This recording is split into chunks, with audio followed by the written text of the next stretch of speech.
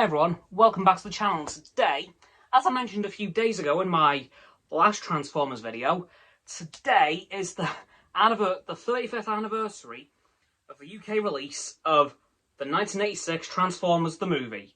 And I'm going to talk about today some of the big stuff that happened in that film that has kind of influenced the rest of the franchise. Because, believe it or not, there's been a couple of things that have happened in that film that have gone on to occur again in other versions of the Transformers story. So, let's talk about the big one first, shall we? And the one that kind of defined a very certain character for all time. And really caused waves back in the 80s, because I am, of course, talking about the death of Optimus Prime. Undoubtedly, the saddest scene in this entire film. Because you see him in one last battle with Megatron, they beat the hell out of each other, and Optimus Prime succumbs to his fatal wounds as diagnosed by Perceptor, who conveniently transformed into a microscope, and moments after that prognosis, Optimus Prime died. And that's gone on to happen in every single incarnation of Optimus Prime's life, except for in Robots in Disguise 2001, because for some reason they decided to not do that. Probably because of the nightmare that happened when they did it back in 86. Because, well, it didn't go down very well. At all. There was kids running out of cinemas crying, parents sending letters to Hasbro saying, "What the hell are you playing at, you bunch of morons?" And then, by the end of Season 3, in fact the Season 3 finale, they brought him back to life, as I mentioned in my last Transformers video. So they undid their mistake pretty quick, within about a year. So, good job, Hasbro. Yeah, that's one of the big things to have affected the rest of the Transformers franchise since that point. Another big thing, The Matrix. You don't see it much. It doesn't really get much attention brought to it throughout the rest of the franchise, but it has always been present since the 86 movie, because of course that's when it was introduced as the kind of leadership. It's a symbol of the Autobot leadership, and of course every Prime has had it, from Optimus, and of course it went to Rodimus by the end of the film. And it has of course shown up in several places throughout the franchise, such as kind of in Transformers Animated, but not really. The Allspark eventually became the Matrix, which was very strange. Of course it showed up in a very weird way in Revenge of the Fallen in 2009. Wow, that's been a long time. And again, throughout several points in the franchise that, honestly, if I tried to list them all, I'd be here pretty much all day. Of course, there were a few other big things that haven't really happened much in the franchise since then, such as Galvatron. We know he appeared in the live-action films for one film, then reverted back to Megatron for The Last Knight. Okay, that never happened before, but alright. Of course, it happened pretty much every single series of the Unicron trilogy, so Armada, Energon, and Cybertron happened all 3 times, which again, okay, I don't understand why, because they're all in the same continuity, I think, just rebooted. I'm not too sure how that era worked, I don't know, but Galvatron was a pretty big thing that happened in that film, and of course, let's just face it, the film kind of defined the franchise, because in that film, we managed to see every G1 character, because it was the transition from the Season 1 and 2 cast to the Season 3 and 4 casts. So, in essence, in that film, we saw every Transformer in the G1 continuity, until the Season 1 and 2 Autobots started dying they were going out of fashion. Because, oh wait, they were!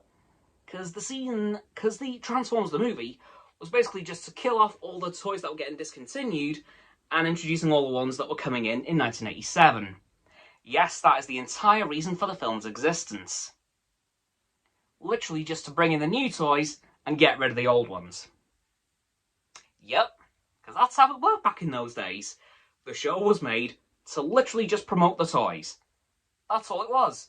And with the movie, they did the exact same thing. And again, they made the stupidest mistake they could have done and kill Optimus Prime. In one of the most brutal ways possible. Thank you, Hot Rod.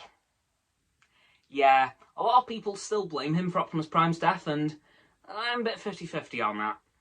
he didn't help at all. Like, he could have just shot Megatron from a distance, but no. He had to come try tackle him.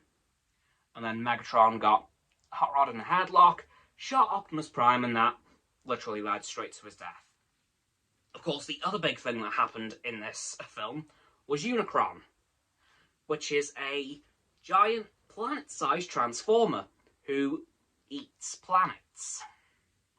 Yeah, and has appeared a couple of times in the franchise again, such as the Unicron trilogy. Gee, wonder why they called it that. And he was teased at the end of the last night, but I don't know if we're going to see him. Because I don't know if Rise of the Beasts will be the same continuity. So, Unicron, that was mentioned at the end of last night. Yeah, that's the giant planet-eating transformer from the animated movie. Of course, there is also, not in G1, but thanks to Unicron, Primus, who's Cybertron.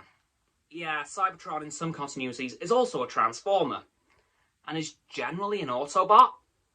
Kind of, not really, but really because of how it's aligned, he works with the Autobots, because the Autobots are trying to save Cybertron, and Unicron's trying to destroy him. And of course, Unicron also had his most recent cartoon appearance in Transformers Prime Season 3, I think, in the Predacons show. I can't remember what that was called, but yeah, like, that was his last appearance, really, properly. So that's pretty cool, but yeah, a lot of big things happened in this film. Like I said earlier, it shaped the Transformers franchise from there on. Like, everything that we know from Transformers today, we can, for the most part, thank that movie for. Apart from the Season 1 and 2 characters, because, you know, well, they did that. But yeah, so much stuff happened in that film. I would love... I really want to talk about it properly someday, like give a little overview, maybe. Who knows? But, yeah. Happy Birthday, The Transformers, the movie. Yes, that was its actual title, and... well, let's hope the next animated movie, continues on your legacy and stays in the G1 continuity. Anyway, guys, that's going to do it for this video on my little celebration-y type video for the Transformers the movie from 1986. So, as always, don't forget to like this video, subscribe to my Roxanne's and Frost's channels. Their links are in the description. My sub button is down there. Yeah, that big red one, unless you've already subbed. And it's great. Thank you for that, by the way. Once you've done that too, don't forget to click all three of our bell icons to get all three set for notifications. Comment as well, because why not? And let me know what you think of this movie, if you've seen it, and if not, why? Like, how have you not seen this film? It is probably on YouTube, to be honest. Once you've done that too, don't forget to follow me on my social medias. I'll be going live on Stereo again on Sunday, by the way. Once you've done that too, don't forget to follow Roxanne on her blog and Frost on his Instagram. Their links will be in the below my link tree in the description. My links will be in the link tree in the description.